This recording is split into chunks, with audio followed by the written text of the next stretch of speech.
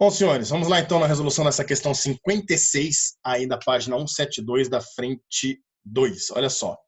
O esquema a seguir representa uma associação de resistores ligada a uma bateria. A diferença de potencial é nula entre os pontos. Bom, vamos lá. Acho que todo mundo consegue enxergar que, se eu falar que aqui é o potencial mais da nossa bateria, que essa corrente ela sai do maior potencial e vai percorrendo todos esses pontos. E para ter corrente elétrica, é porque em todos esses pontos nós temos uma diferença de potencial. Sempre o ponto anterior, potencial maior que o ponto posterior, para a corrente poder continuar indo do maior para o menor potencial.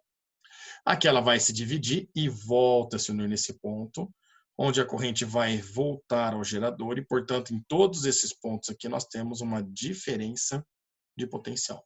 Até ela chegar no menor potencial da bateria, que é o menos ali, que ficou bem grosso, né? Esse menos. Bom, o que nós vamos ter que analisar é o seguinte. Obviamente que desse ponto B até chegar no ponto E e do ponto E até chegar no ponto D, também tem diferença de potencial entre qualquer ponto.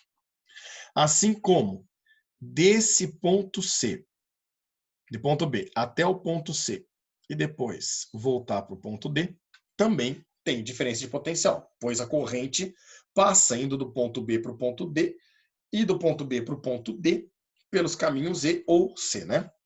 O que nós podemos pensar é o seguinte, olha só que bacana. Aqui nós percebemos que o 3R e o 2R estão em série, né? Então a resistência equivalente aqui vale 5R. Enquanto isso, do outro lado, 6R está em série com 4R, onde a resistência vale 10R. Meninos, olha que bacana. Se eu falar que aqui é nó, o ponto B é um nó, significa que a corrente se divide. Só que a gente sabe que a corrente sempre se divide inversamente proporcional à resistência, não é? Então, onde eu tenho menor resistência, passa maior corrente. E onde eu tenho maior resistência, passa menor corrente. Então, se eu falar que aqui no resistor equivalente 10R, a corrente que passa por aqui é I, significa que a corrente que passa aqui no 5R, como a resistência é metade da direita, a corrente vai ser o dobro. Então, a corrente aqui vale 2I. Então, olha que bacana. Esse R é o dobro desse. Então, a corrente tem que ser metade da corrente desse daqui, né? Se de um lado é I, aqui fica 2I. Bom, olha que bacana. Eu sei que nesse ponto eu posso falar que existe um potencial que eu vou chamar de X, tudo bem? E eu vou falar que esse resistor aqui ele consome uma DDP. Vamos ver qual é a DDP que ele consome? Achar a DDP, né, fazer resistência vezes corrente. Então eu vou fazer aqui, ó, esse o 1, eu vou fazer aqui na lousinha, vai ser a resistência que é 3R vezes a corrente que é 2I.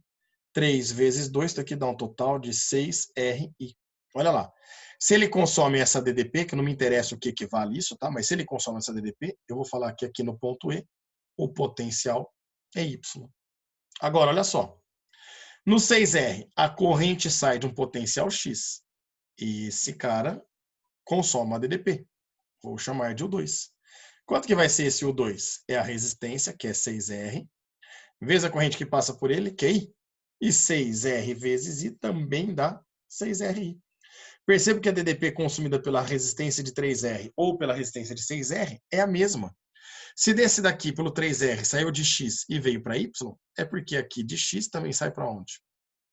Chega em Y, porque diminui da mesma quantidade a voltagem, a diferença de potencial.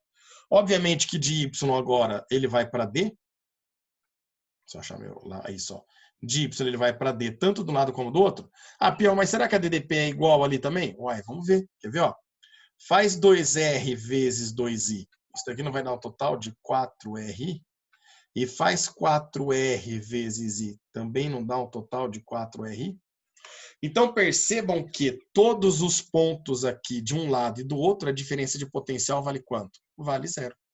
É que, no nosso caso, os únicos pontos citados, né, por eles são os pontos E e C. Então, a gente pode afirmar que a diferença de potencial entre E e C vale quanto? Vale zero. Fechou, meninos?